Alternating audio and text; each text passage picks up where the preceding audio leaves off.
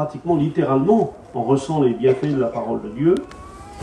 Et puis il y a l'autre réaction, c'est celle où eh bien, elle nous pousse, elle nous amène à une sérieuse réflexion. Où on se dit, eh bien, ce que j'ai écouté ce soir, j'ai besoin de méditer là-dessus, j'ai besoin de changer peut-être. Hein.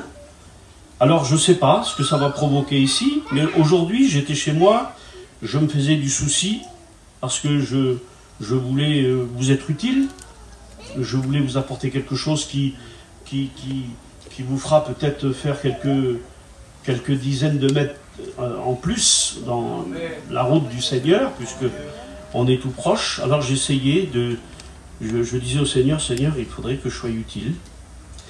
Alors j'espère que je le serai. J'ai pris cette note, il y a quelques années maintenant, sur un étudiant qui prêchait. Et quand il a lu son texte et qu'il a commencé à le détailler, j'ai tout de suite noté quelques pensées qui me sont venues. Et j'ai donc écrit ce que je vais vous dire maintenant. Mais je vais vous lire un verset. On est là pour s'entretenir des paroles de Jésus. Donc nous allons lire les paroles de Jésus. En l'occurrence, nous allons lire dans Matthieu chapitre 5 et le verset 13. Vous avez tous entendu parler de ce verset. C'est obligatoire. C'est tellement un verset repris, tellement cité, tellement prêché qu'on a obligé à un moment donné, surtout si on est des lecteurs, surtout si on sait lire, eh bien, on a dû tomber, vous avez dû tomber ce verset et le lire un jour. Matthieu chapitre 5, verset 13. Vous êtes... Voilà, Jésus vous prend en exemple, parce que d'habitude, il se prend en exemple à lui, Jésus. Souvent, Jésus, eh bien, il a dit des choses de lui, en disant, par exemple, il a dit, je suis la porte. Vous vous souvenez que Jésus a dit ça à un moment donné? Je suis la porte. C'est pas rien une porte. Imaginez que Fenn, il ferait des nouvelles caravanes sans porte. On serait embarrassé, hein. On serait embêté de dire, mais qu'est-ce qu'il prend? Il est fou, monsieur Fenn ou monsieur Tabert. Pas de porte, on va faire comment pour rentrer? C'est indispensable. Pareil pour une maison ou un chalet. La porte est obligatoire, on ne peut pas en profiter sinon. Eh bien Jésus a dit, je suis la porte. Ça voulait dire qu'on ne pouvait pas se mettre à l'abri, on ne pouvait pas être en sécurité si on ne passait pas par lui. Donc Jésus a dit, je suis la porte. Jésus il a dit encore, je suis le pain. Le pain, eh bien on aime tous le bon pain, j'espère en tous les cas. Ça m'est arrivé des fois de faire ce constat en disant, quel bon repas, mais quel dommage le pain. Et quand le pain fait défaut, quand il n'est pas bon, parce qu'il y en a qui ne sont pas trop amateurs, moi j'en ai vu, hein. Il y en a qui font des kilomètres pour acheter le bon pain, puis il y en a d'autres qui prennent n'importe quel, et puis des fois il craque, il part en miettes, en poussière, mais ce n'est pas dérangeant pour certains. Eh bien, Jésus, il a dit, je suis le pain, et bien sûr il parlait de bon pain. Et c'est tellement important, le pain. Hein, le pain, on en a besoin tous les jours, et puis on ne se lasse pas de manger du pain. Jésus, il a dit, je suis le chemin. Imaginez un peu, vous êtes dans une forêt, ou vous êtes dans la jungle, encore pire, et il n'y a pas de chemin. Comment c'est dur à marcher, comment c'est embarrassant, combien d'obstacles. Faire quelques centaines de mètres, ça demanderait des heures. Bien, Jésus il a compris qu'un chemin, c'est tout droit, on le prend facilement, et puis ça marche bien quand il y a un chemin. Je suis le chemin. Jésus a dit, je suis la vérité aussi. Quelle misère d'être toujours dans le mensonge ou dans l'erreur. Il n'y a pas plus important que ces paroles-là. Donc, on pourrait citer là, on pourrait allonger la liste, comme quoi Jésus a dit de lui, qu'est-ce qu'il était. Eh bien, à quelques reprises, il nous a comparé à nous, dans la Bible, et là, Matthieu 5, 13, il dit de nous, c'est pas lui qui se compare comme ça, il nous compare à nous, et il dit, vous êtes, alors je lis le verset, Matthieu 5, 13, voilà ce que Jésus dit, vous êtes le sel de la terre. Mais si le sel perd sa saveur, avec quoi la lui rendra-t-on? Il ne sert plus qu'à être jeté dehors et foulé aux pieds par les hommes. Vous êtes, je suis, nous sommes le sel de la terre. J'ai regardé un petit peu aujourd'hui à quand remonte le sel. Eh bien, on ne peut pas dater. Depuis que le monde est monde, ou depuis que l'homme a commencé à exister, eh bien très tôt dans l'histoire humaine, le sel est apparu. Dans la Bible, il apparaît dans le livre de Job, on dit que le livre de Job est l'un des plus vieux livres de la Bible. Eh bien déjà, le sel, Job déclare, quand un aliment n'est pas salé, il n'a aucun goût, donc le sel existait. Et c'est vous dire, le sel c'est un extracteur de goût, c'est-à-dire il multiplie les saveurs. Et Jésus dit, de toi, de moi, que nous sommes le sel de la terre. Alors je vais être trop simple peut-être pour certains, mais je ne pense pas qu'on peut être trop simple. Les plus belles choses, c'est les choses simples. Amen. Moi, quand Jésus, je l'écoute dire sur moi, Lazo, tu es le sel de la terre, moi je compare le monde à une grande marmite, à un grand chaudron, une grosse caisse là. Hein, marmite noire, là, vous avez vu qu'on met sur le feu des fois là. Et puis on met plein de bonnes choses dedans, et puis Jésus dit, toi, il y a plein de bonnes choses, mais le seul qui peut donner du goût à ce monde sans goût, eh bien c'est vous, c'est les chrétiens. Vous êtes le sel de la terre.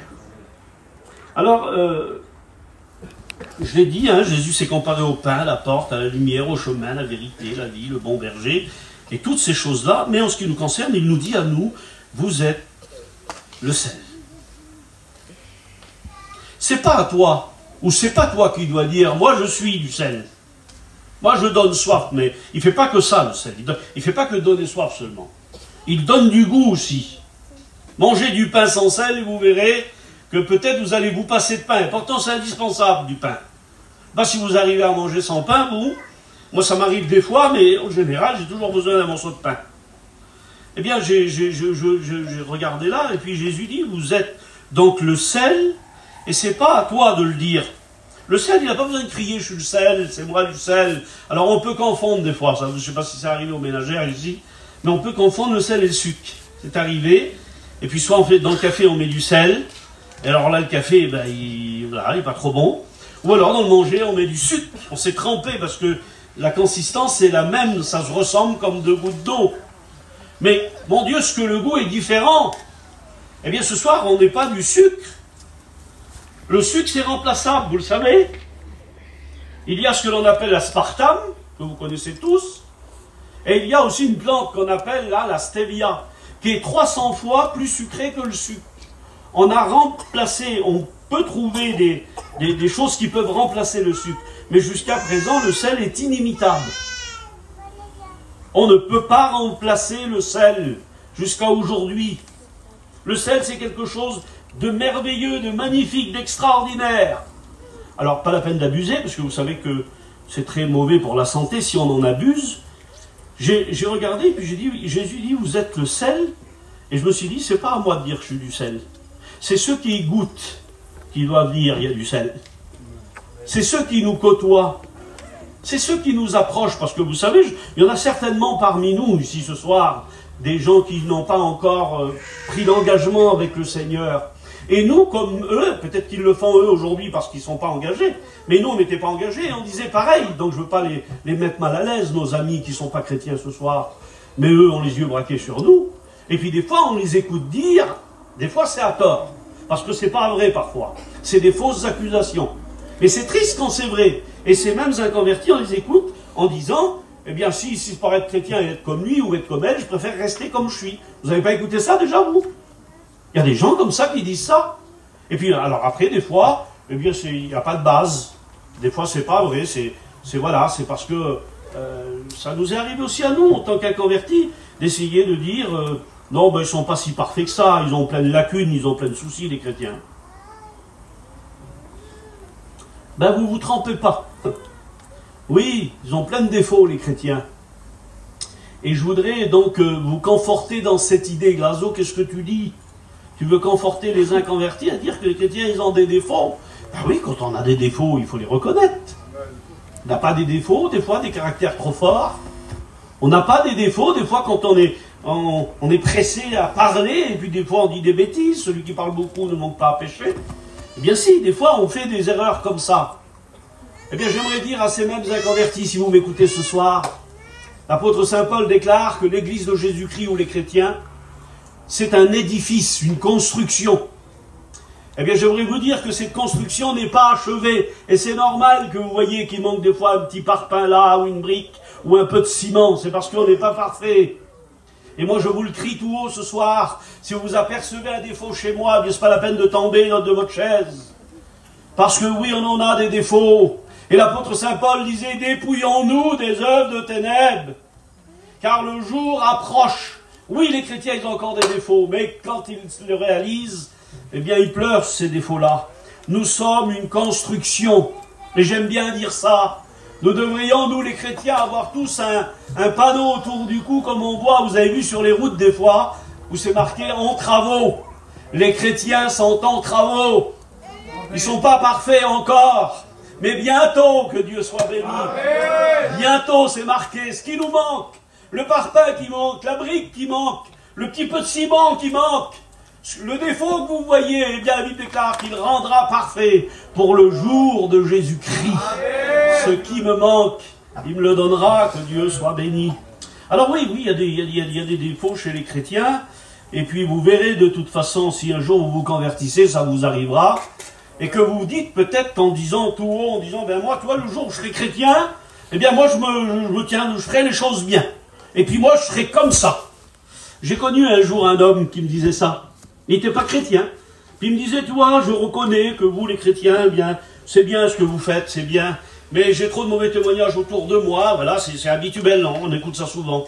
Et puis en plus, si moi je serais chrétien, je te jure que le jour où je m'engage, de toute façon tu verras, hein, je serai droit comme ça.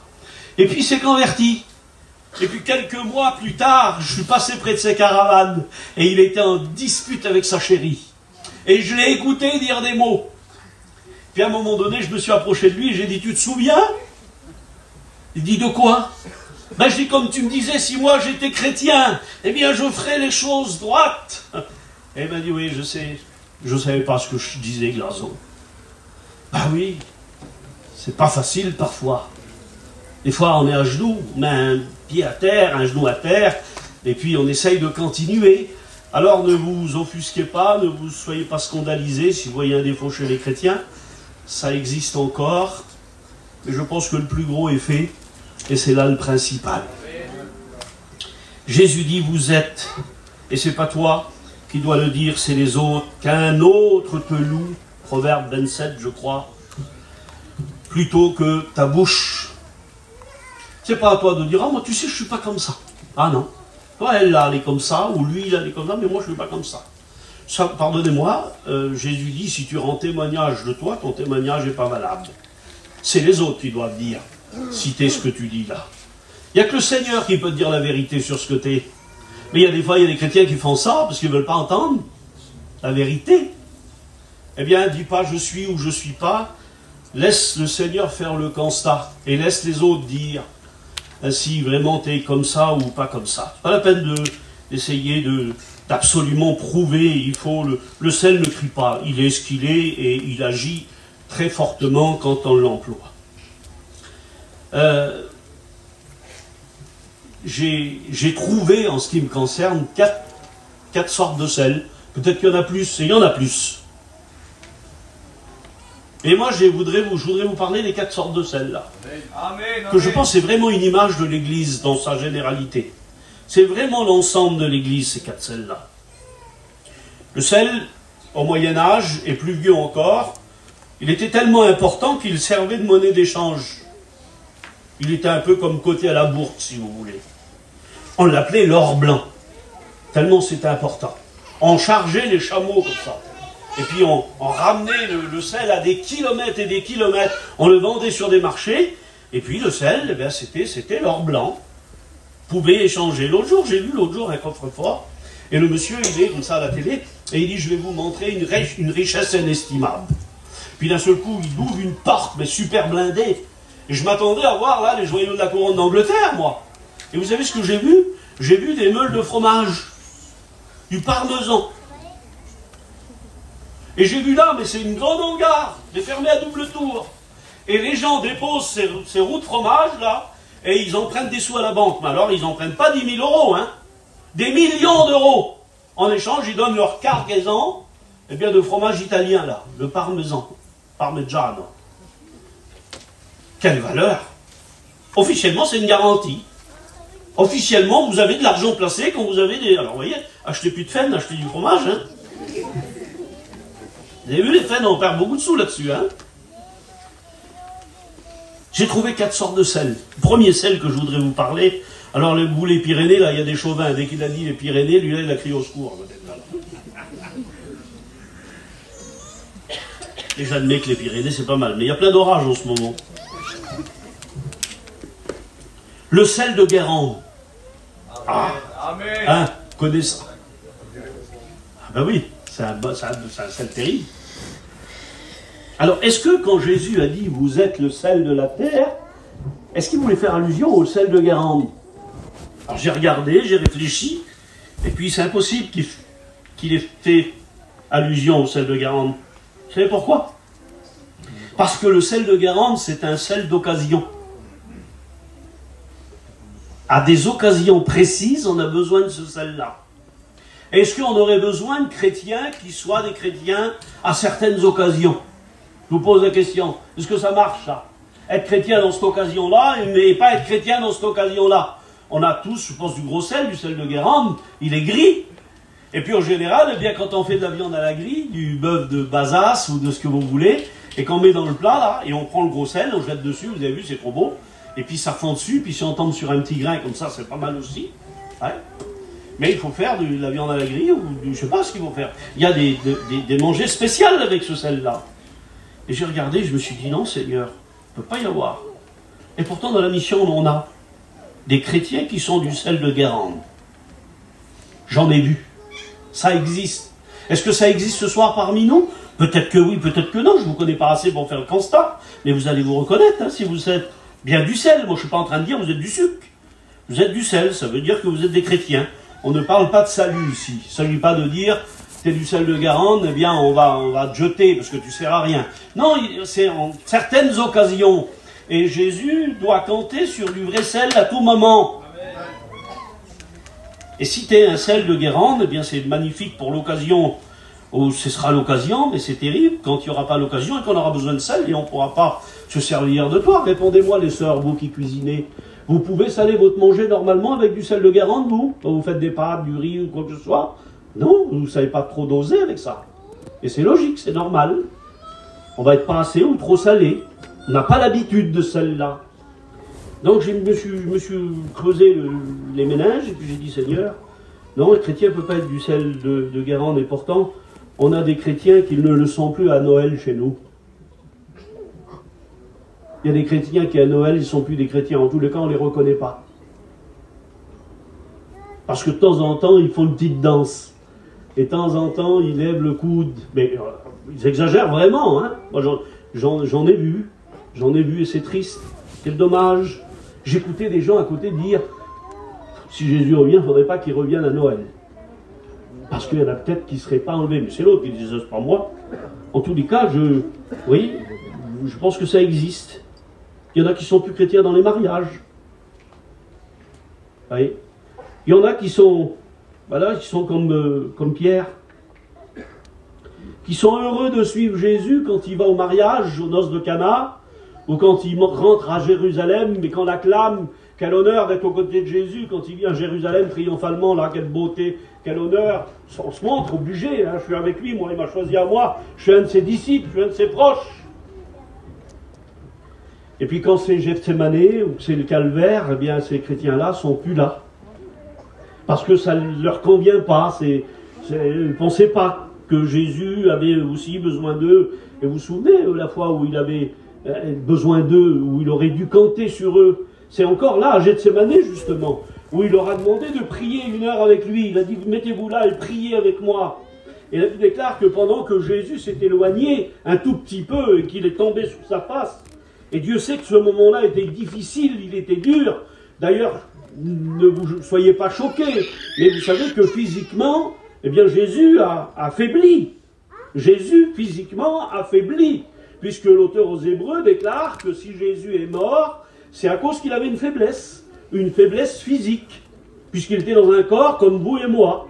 Et l'auteur aux Hébreux déclare que c'est à cause de la faiblesse de son corps que Jésus est mort. Et à un moment donné, il s'est jeté comme ça, par terre, un genou. Et on connaît cette prière. Justement, l'auteur aux Hébreux déclare que c'est avec grand cri avec larmes, avec pleurs, qu'il s'est tenu devant Dieu. Mais comme Pierre, certains, eh bien là, quand c'est pas l'entrée triomphale à Jérusalem, eh bien on suit un petit peu de loin. Vous savez qu'il y a des chrétiens aussi d'été, il y a des chrétiens d'hiver. Comme ils sont rentrés dans leur terrain, bon ben ils sont dans la salle, sinon l'été c'est un peu les vacances. Moi je veux pas mettre mal à l'aise personne. Si vous vous sentez mal à l'aise, c'est parce que c'est le Seigneur qui fait ça, c'est pas moi. Hein? Moi j'avais le choix entre deux pensées tout à l'heure, et puis je disais Seigneur, celle-là ou celle-là, il n'y avait pas un ange qui pouvait me parler. Alors j'ai dit Seigneur, c'est laquelle? Et à un moment donné, j'ai eu la réflexion de Rocky. Je ne sais pas si c'est Rocky 1, Rocky 2. Il dit, je lui envoie 2. Vous avez vu? Il a une tête comme ça. Et l'autre, il dit, ben, vise-en un et bute-le. Donc moi, j'ai dû choisir. J'ai choisi. Et j'espère que je ne vais pas vous buter. Alors j'espère que je vais vous aider. Donc Pierre, d'accord pour le suivre à Jérusalem, d'accord pour le suivre à la résurrection de Lazare, d'accord pour le mariage, mais pas trop d'accord pour Gethsémane, pas trop d'accord pour le calvaire.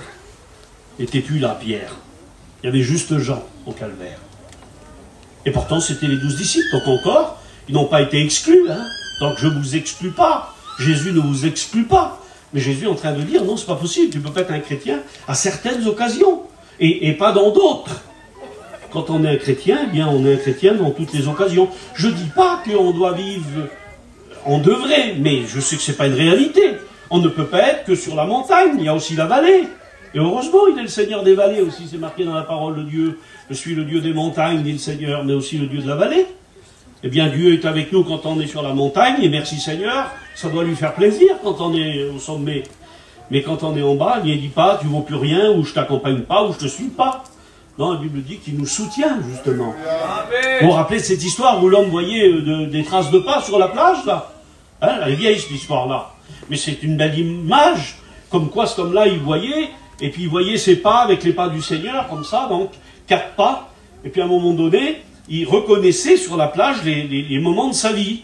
Puis il disait, ah Seigneur, t'étais là, oui Seigneur, t'étais encore là, oui. Et à un moment donné, là-bas où c'était triste, là-bas où il était très malheureux, il a vu que 2 pas.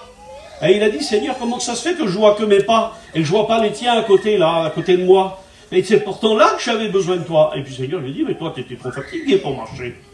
C'est plus tes pas que tu vois, c'est les miens. Je te portais à ce moment-là. Amen. Bien oui, c'est ça le Seigneur. Mais ce qu'il veut, le Seigneur, c'est qu'on soit pas du sel de Guérande, qu'on ne soit pas des chrétiens qui soient juste dans les bons moments. Je passe au 2e sel. Il y a ce que l'on appelle, vous avez vu ça à la télé, les blocs de sel. On casse, on croit que c'est de la pierre, mais ce n'est pas des pierres. On casse des morceaux, on charge des chameaux, là. Et puis on va le vendre. Et puis j'ai dit, Seigneur, c'est bien du sel aussi, ça, hein, pas du sucre. Mais est-ce qu'on doit être un bloc de sel? Il y a des chrétiens qui sont des blocs de sel. C'est lourd à porter. Mon Dieu, est-ce que certains chrétiens sont lourds, sont difficiles. Je sais que Dédé, c'est un pasteur d'église, je l'ai été aussi. Je sais que les responsables, là, les jeunes serviteurs de Dieu qui sont les responsables de chapiteaux, eh bien, il y a des moments où c'est pas facile. Il y a des chrétiens qui sont plus difficiles que d'autres. Il fait toujours trop froid, toujours trop chaud, la place n'est pas belle, ou l'eau, il n'y a pas assez de pression. Et il faut faire face à tout ça, et Dieu sait que c'est pas facile. Et en général, c'est souvent les mêmes chrétiens. Puis des fois, les diacres, quand ils passent pour récolter les fameux 30 € ou 50, ça dépend. Eh bien, des fois, pour certains chrétiens, si c'est des inconvertis, ils ont tout le droit. Si ils ne veulent pas payer, ils ne payent pas. On leur dira rien. Mais normalement, tu dois payer, c'est logique. Tu as besoin d'eau, donc tu payes ton eau. C'est Payan qui disait ça. Tu ne crois pas en Dieu, tu y dois sans air, parce que tu respires sans air. Payan, il disait ça. On doit payer, c'est logique. Eh bien, il y a des chrétiens, des fois, qui doivent passer comme ça, puis c'est la camping du chrétien, puis il dit, ben passe toi. Je vois pas moi. Parce qu'ils se font renvoyer, ou le frère, il les engueule, ou il ne veut pas donner. C'est des blocs de sel. c'est des chrétiens qu'il faut constamment porter, constamment pousser. Ça peut arriver d'avoir besoin d'aide. On peut avoir besoin d'aide, vous ne croyez pas? On peut, si tente de l'eau, demain, là, je peux avoir besoin des frères, moi, pousser ma caravane, mon véhicule, porter quelque chose de lourd. Mais celui dont j'ai vraiment besoin tous les jours, c'est Jésus. Amen. Et vous, des fois, vous ne serez pas là pour m'aider à porter la charge ou tirer la caravane. Mais lui, il est toujours là. Ce serait trop dommage d'être soit du sel de Guérande ou être un bloc de sel. Je connais une femme dans la Bible. Ça a tellement été difficile pour elle de sortir du contexte dans lequel elle était confortablement installée. Et puis il y en a qui sont tellement bien installés, des fois, qu'ils ne veulent plus partir et qui veulent rester. C'était la femme de Lot, vous vous souvenez, la femme de Lot? Eh bien, certainement qu'il a fallu la pousser, cette dame-là. Puisque Lot savait qu'il fallait tout de suite fuir. Parce que Sodome et Gomorrhe étaient condamnés, le feu de Dieu devait tomber sur ces villes-là. Et notre fameux monsieur chrétien, eh bien, il a eu du fil à retordre avec sa compagne. Elle n'a pas été facile, la dame. Et il a fallu la tirer, la pousser, lui dire que c'était pas grave, la maison, on va la fermer à clé. Et puis, il faut partir. Et il faut aller à la réunion. Et il faut sortir un petit peu du contexte confort. Je vous le dis, tant pis si ça vous gêne. Trop de confort ne nous aide pas. C'est plus des fois la difficulté qui nous approche de Dieu. J'avais ce témoignage-là il y a quelques jours. Un frère, c'est un missionnaire, il s'appelle Nours. Et puis il est tombé, ce frère-là, il s'est fait énormément mal. Il est resté, je ne sais pas si c'est pas 1 an et demi ou 2 ans, à l'hôpital, opéré, réopéré, on va vous couper la jambe, infection sur infection. Je me souviens, on n'arrêtait pas de prier pour lui cet hiver. Et puis, petit à petit, ce frère-là, il s'en est sorti. Alléluia. Et vous savez ce qu'il nous a dit, là, la convention? On lui a demandé de dire un petit mot pour les missionnaires. Il a dit, si je devrais repasser par ça, 2 ans de souffrance, ben j'y repasserai. Parce que les plus grandes expériences que j'ai faites avec le Seigneur, c'est dans ces temps-là que je les ai fait. Terrible ça, hein? Telle voie paraît droite à un homme, sans issue, c'est la mort. Si j'avais ça, ce serait mieux. Si je possédais ça, ce serait... Alors là, j'aurais plus besoin de rien. Pardonnez-moi, c'est peut-être ton jugement, c'est pas celui du Seigneur. Le Seigneur sait ce qu'il nous faut. Alléluia. Que Dieu soit béni. Faisons-lui confiance. Alors la Bible déclare que, eh bien, cette femme-là, elle était tellement lourde, elle était tellement bloc de sel, je ne veux pas faire de mauvais jeu de mots, mais elle s'est transformée en statue de sel. Voilà. Faisons attention, frères et sœurs. Pour l'instant, on est sur le chemin du Seigneur. Nous avons connu le Sauveur. Vous vous rappelez ce que l'apôtre Saint Paul dit aux Corinthiens, je crois que c'est 1 Corinthiens chapitre 10, ou 2e épître aux Corinthiens 10, où il parle d'Israël et de son expérience avec Dieu. Et il remonte au tout début, il dit, il faut qu'Israël, je vais vous expliquer, Israël bien vivait sous le joug des Égyptiens. Et tout à coup est apparu le Sauveur, dans la personne de Moïse, le libérateur. Il les a libérés, il les a amenés avec lui. Ils ont pris la route de Canaan, l'équivalent du paradis, à nous. Il dit à un moment donné, ils ont eu besoin, ils ont eu des besoins. Nous aussi on a eu des besoins. Puis d'un seul coup, le Seigneur a fait tomber le pain du ciel. Puis on a dit, Seigneur, le pain sec, on ne peut pas ajouter quelque chose. Et le Seigneur leur a donné des cailles. Et puis ils buvaient à un rocher, ils buvaient de l'eau tous les jours parce qu'il y a une source qui les suivait. Quelle beauté! On a fait tous cette expérience-là, nous. Il dit, mais souvenez-vous, aucun d'entre eux n'est rentré en Canaan. Et pourtant, ils avaient été libérés, ils avaient connu le Sauveur, ils étaient engagés en direction de Canaan. Alors moi, je veux bien que par la foi, on dit, moi, il n'y a rien qui me déracinera. Moi, il n'y a rien qui me fera reculer. Mais faites attention. On est de la nature de Pierre, c'est-à-dire de la chair, comme Pierre. Et il est le premier à avoir dit à Jésus, lui, vous vous souvenez, Seigneur, moi, je ne t'abandonnerai pas, même s'il fallait mourir. Et c'était très certainement vrai ce qu'il disait. Il croyait en tous les cas.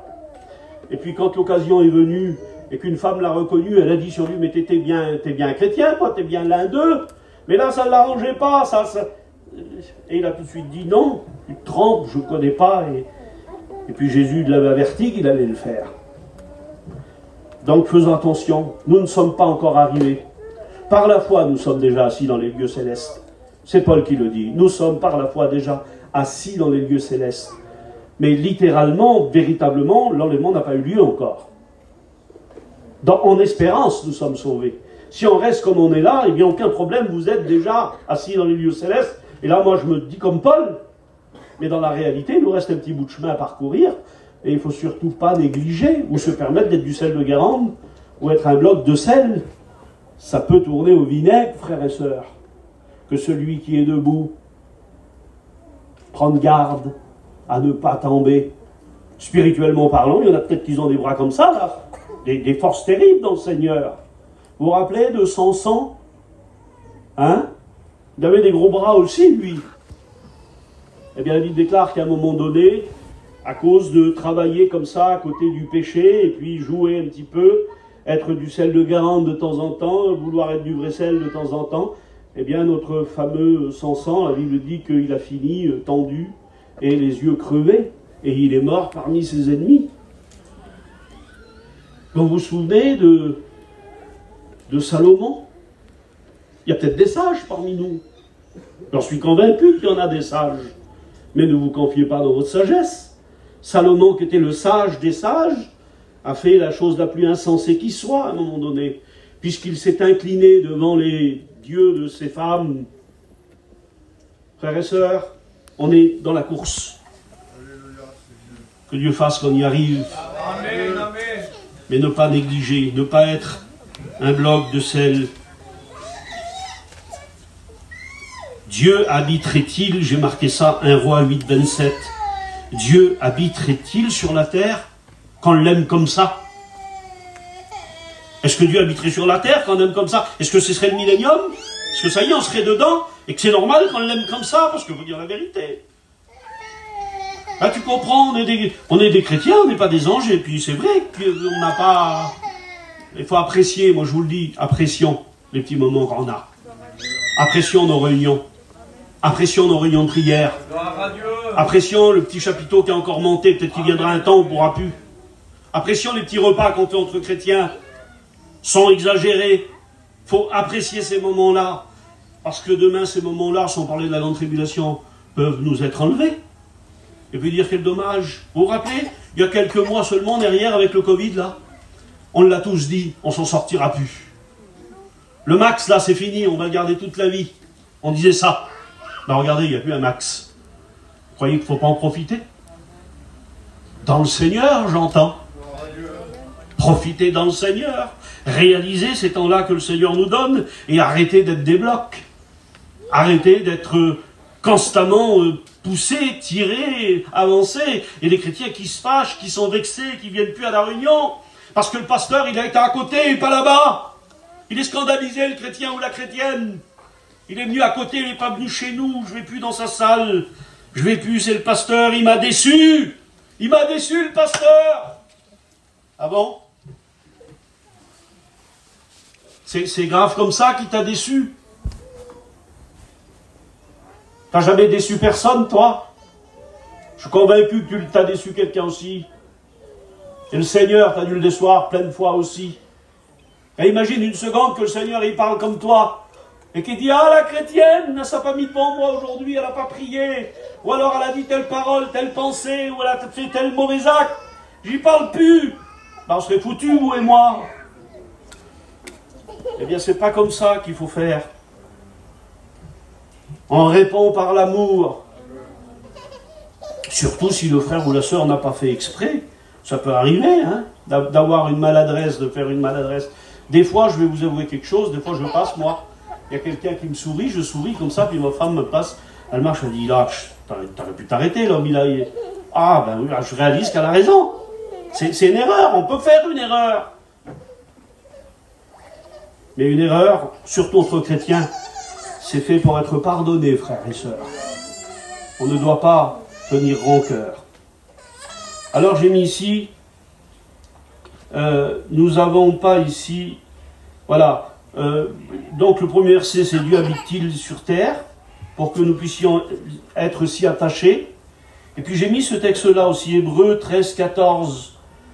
Nous n'avons pas de cité ici-bas, dit Paul, notre cité à nous, je tiens à le préciser. Hein, je veux le préciser, notre cité à nous. elle est dans les cieux, frères et sœurs. On raconte cette histoire vraie. C'était il y a très longtemps, à l'époque des marquis, des marquises, et on conquérait les territoires avec les grands bateaux.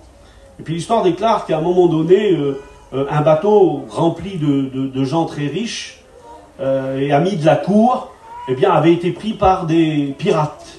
Et puis ces pirates ont emmené ce grand bateau-là sur une île déserte, et puis on a demandé une rançon pour relâcher tous ces gens de la noblesse française. Et à un moment donné, eh bien ça a duré. Et puis on n'a pas apporté la rançon, alors les pauvres gens qui étaient sur l'île, là, ben, il y en a qui a dû cultiver. Ben, il fallait se nourrir. Il a commencé à cultiver, l'autre il a fait ceci, l'autre il a fait cela. Ils se sont fait des cabanes un peu plus solides, et après ils se sont fait comme des vraies petites maisons. Et puis ça leur a plu ce système-là. Ils avaient un système de troc, donner les carottes, l'autre ils donnaient les choux, je sais pas quoi, mais ça marchait bien, il n'y avait plus le système si vous voulez. Et ça leur plaisait bien. Il y avait le soleil, c'était l'île, il y avait la mer, impeccable. Et puis des années après, on a tombé sur cette île-là, et puis les gens ont voulu les ramener à la civilisation. Ben, ils ont refusé. Ils étaient tellement bien sur leur île qu'ils ont pu vouloir revenir sur la terre ferme. Peut-être qu'il y a des chrétiens. Vous savez ce qu'un jour un chrétien a dit, c'est Jimmy qui avait dit ça. Ça avait fait rire tout le monde, mais c'était une vérité. Ça avait été dit. Il y a un garçon qui a dit sur un autre garçon, il a dit je voudrais que le Seigneur revienne. Il devait vivre un moment difficile. Il a dit je voudrais que le Seigneur revienne. Puis l'autre il a dit maintenant là, tout de suite. Oui. Mais il était fou, dans un mois c'est les harissons.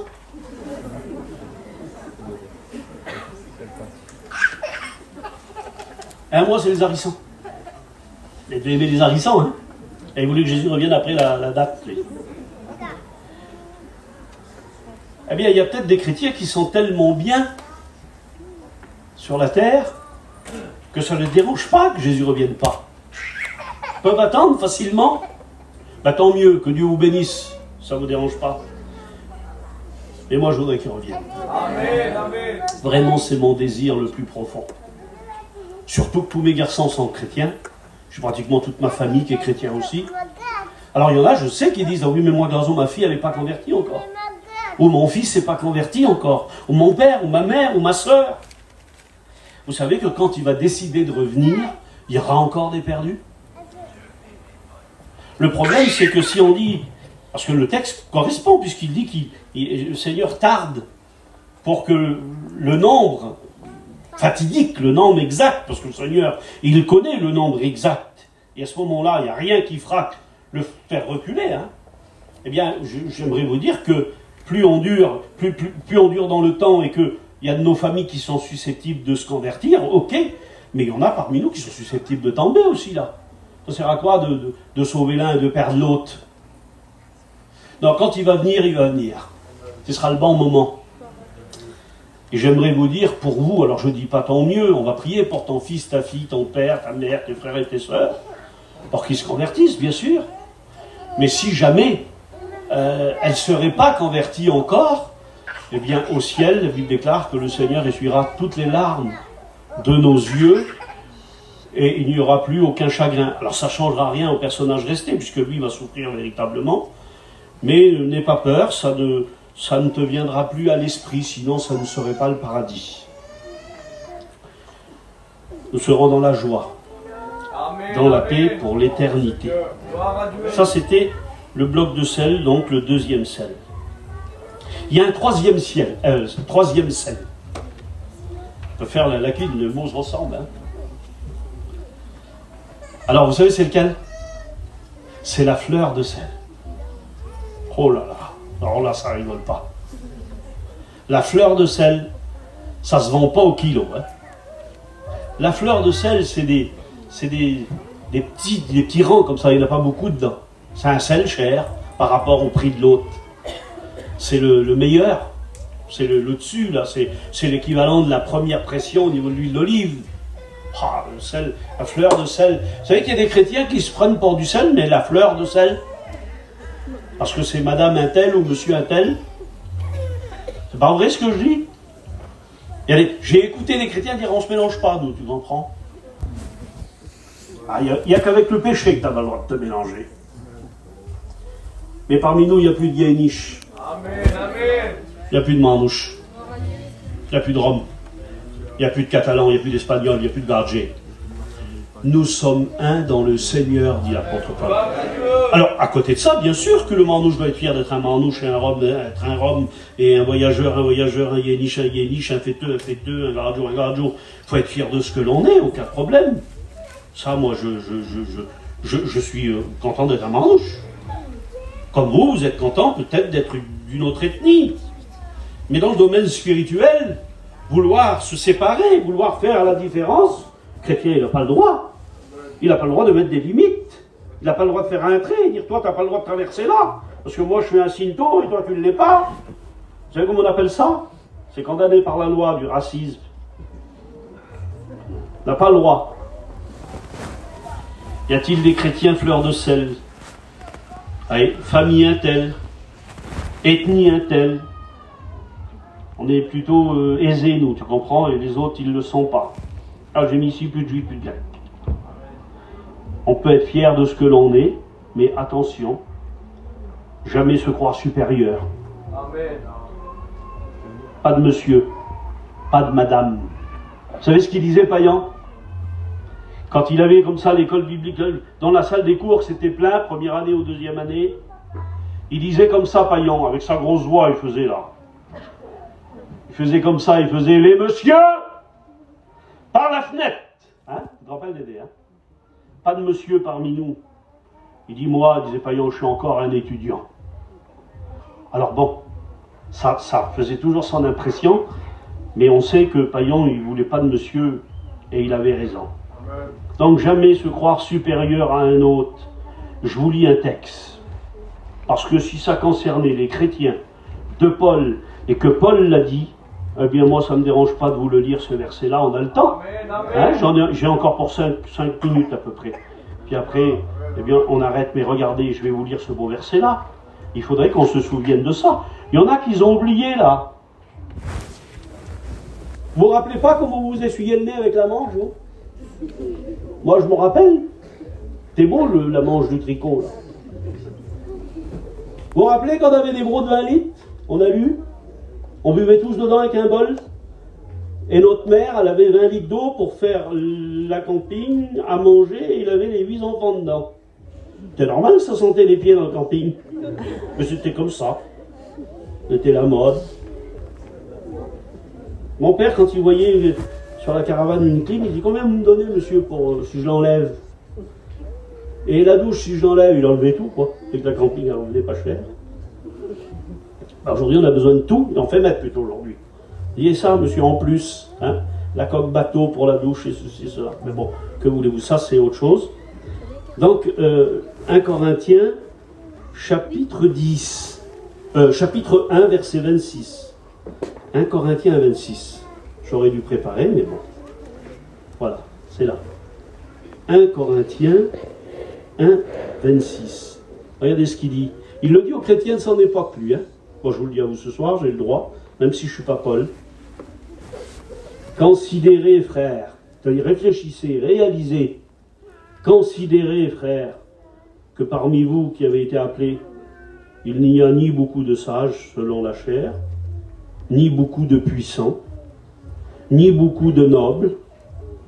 Dieu, il a choisi les choses folles. Amen. Voilà ce que, pardonnez-moi, je ne veux pas vous manquer le respect, mais s'il y a des gens qui ne peuvent pas faire la leçon au Gardjé, qui sont des docteurs, des professeurs, et de tout ce que vous voulez, c'est bien nous. Mais on est tellement bizarres, nous, qu'on peut croire donner des leçons. Ça nous passe un petit peu au-dessus de la tête. Bien, Paul déclare, attention, n'allez pas trop loin dans vos réflexions, vous n'êtes pas si important que ça. Il n'y a pas la noblesse française parmi nous. Il n'y a pas de super sage parmi nous, il n'y a pas de gros cerveau. Comme je le disais encore hier, on s'essuyait le nez avec la manche, ou alors on se lavait dans 20 litres d'eau. Eh ben, c'est il y a quelques années en arrière seulement ça. Hein.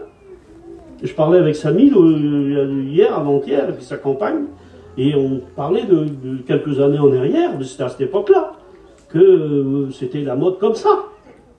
Donc il ne faut pas oublier notre passé, il ne faut pas oublier ce que nous sommes. Sur le terrain, il y a plein de belles voitures. Là, j'ai été faire la réunion à Sedan avant-hier, là, et puis les Porsche, ils sont tous les unes à côté des autres, comme ça, que voulez-vous, ben, Aujourd'hui, il y a des facilités, hein, mais ça, on reste quand même des rabouins, comme il disait Paillon.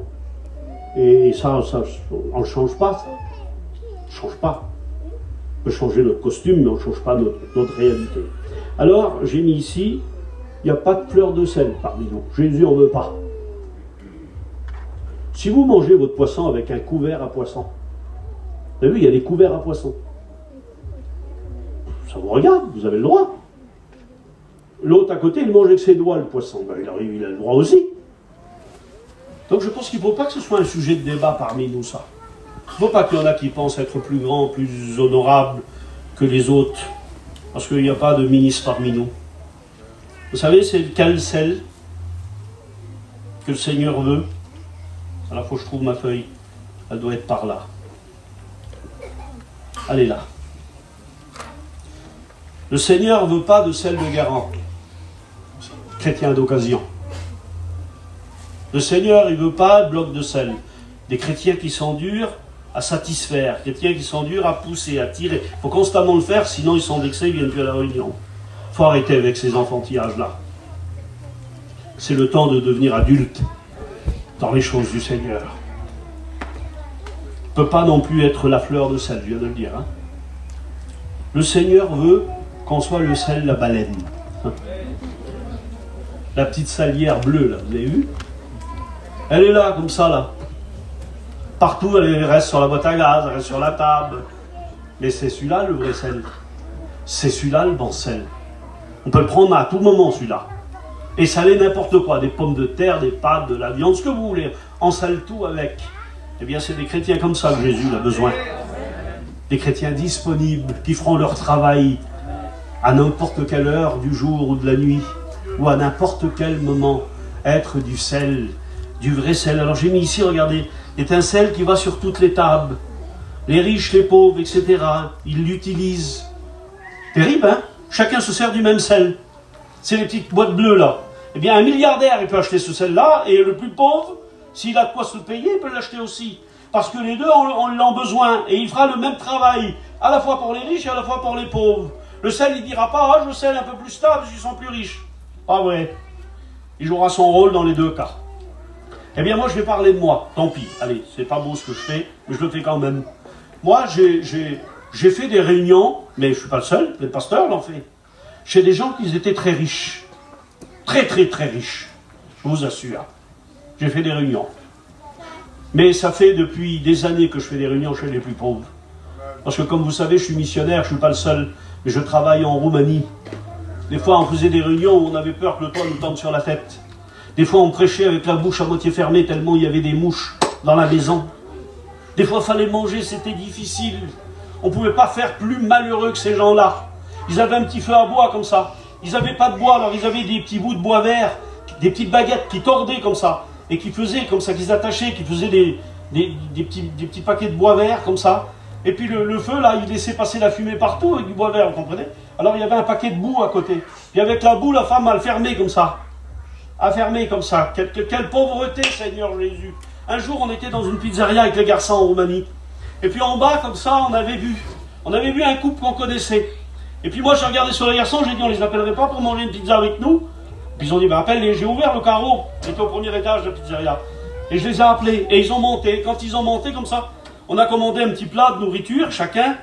Et puis à un moment donné, c'était un restaurant italien, donc le monsieur, il leur avait donné une escalope milanaise, un bout de viande panée, un peu de frites, et puis il avait mis une tranche de citron comme ça. Puis j'ai vu la femme, elle avait une petite serviette rouge, toute ma vie je me rappellerai en papier comme ça, qui était du restaurant.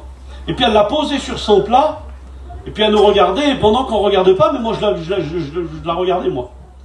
Elle a volé, elle a chouré le bout de citron qui était sur son plat. Et puis elle l'a enveloppé dans son papier, elle l'a mis dans son sac à main. Et moi j'ai regardé sur elle, j'ai dit pas au-delà. J'ai dit, tu vas faire quoi avec le bout de citron là? Ah, ça l'a gênée. Que je l'avais vue, elle était gênée. Mais elle a dit, c'est pour me faire une petite tisane ce soir. Alors qu'est-ce que j'ai fait? J'ai appelé le garageur, j'ai dit, monsieur, vous avez des citrons? Monsieur m'a dit oui. J'ai dit, donnez-moi quelques citrons s'il vous plaît, une dizaine. Monsieur, il a mis 10 citrons dans un sac comme ça. Je l'ai attaché, le petit sac, là, je l'ai mis à côté d'elle. Elle a fondu en larmes. Elle pleurait, toutes les larmes de son corps, pour les fameux 10 citrons. Vous savez qu'il ne faut pas avoir quelque chose des fois pour dire « Seigneur, c'était bien comme on l'avait ». C'est ce que je disais tout à l'heure, il ne faut pas être trop bien ou pas trop avoir parce qu'on finit par croire que c'est normal et puis plus rien nous fait plaisir et on devient des enfants gâtés. Alors des fois le Seigneur il arrête tout et puis il veut qu'on dépende de lui et il veut qu'on réalise quelle bonté. Moi quand je revenais de la Roumanie en France, je rentrais dans le boulanger puis je disais madame je voudrais une baguette. Je me faisais un honneur de parler français parce que là-bas ça ne parle pas français, vous comprenez bien. Puis la gardienne disait mettons pas 1 euro, monsieur. Merci, madame. T'es content? Je dis, quel bon pays, la France, madame. Ah oui? Pourquoi vous dites ça? Je dis, parce que je reviens de la Roumanie, c'est... Oh, c'est... Ah oui, hein? Ah, on a du privilège quand même de vivre en France, hein? Ah, je dis, oui, madame. Et là, je le réalisais. Mais il fallait que j'aille en Roumanie pour le réaliser. Sinon, pour moi, c'était normal.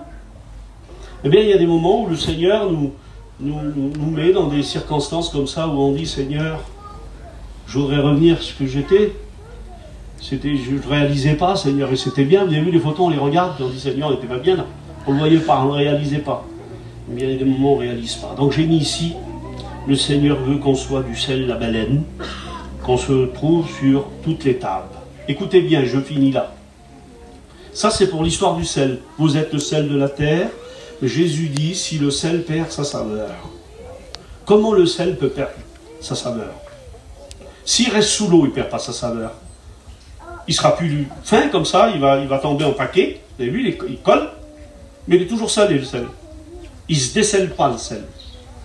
Pourquoi Jésus dit, si le sel perd sa saveur?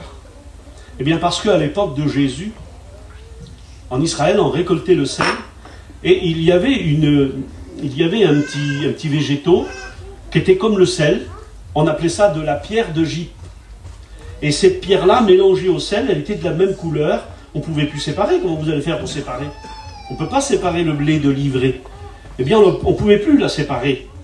Le sel devenait acide. Et le Seigneur Jésus, il dit, ce sel n'est plus bon. Il n'est bon que... Ah, il est quand même bon alors. Oui, mais il est bon à être jeté. Et foulé aux pieds par les hommes. Pourquoi il fallait absolument qu'il soit jeté et foulé aux pieds par les hommes? Pourquoi il ne dit pas seulement jeté, puis utile? Pourquoi foulé aux pieds par les hommes? Eh bien parce que ce sel existe toujours aujourd'hui. C'est le sel qu'on met sur les routes. Vous avez vu le sel qu'on voit, les montagnes de sel sur l'autoroute là? Et quand il gèle, eh bien les camions, ils dispersent ce sel là. Il est plus bon, c'est du vrai sel, mais il est acide, il est mélangé à ce cristaux qui fait qu'il n'est plus bon pour la nourriture. Il est bon seulement pour entretenir les routes, c'est-à-dire il ne joue plus son véritable rôle. Eh bien il y a des chrétiens qui ne jouent plus leur véritable rôle. Il y a des chrétiens, pardonnez-moi, ils sont malheureux, ils sont jetés. Ils servent à autre chose qu'à témoigner. Ils servent à autre chose qu'à donner la paix, qu'à donner la joie de la part de Jésus. Eh bien, il ne faut pas, frères et sœurs. Il ne faut pas que Jésus dit le sel qui perd sa saveur à cause que quelque chose s'est mélangé et il n'y a plus le goût du bon sel, mais le goût de l'acidité. On ne peut plus faire la cuisine avec. Encore mieux peut-être être du sel de Guérande ou du bloc de sel ou de la fleur de sel que d'être du sel bon à être jeté. Il faut tout simplement dire à la fleur de sel, eh bien qu'elle arrête de dire que c'est de la fleur. Il faut dire simplement au bloc qu'il a besoin d'être pilé, écrasé pour devenir du sel fin. Et comme ça on jouera d'autres rôles. Vous ne croyez pas? Amen. On prie le Seigneur ensemble? Amen. Que Dieu soit béni.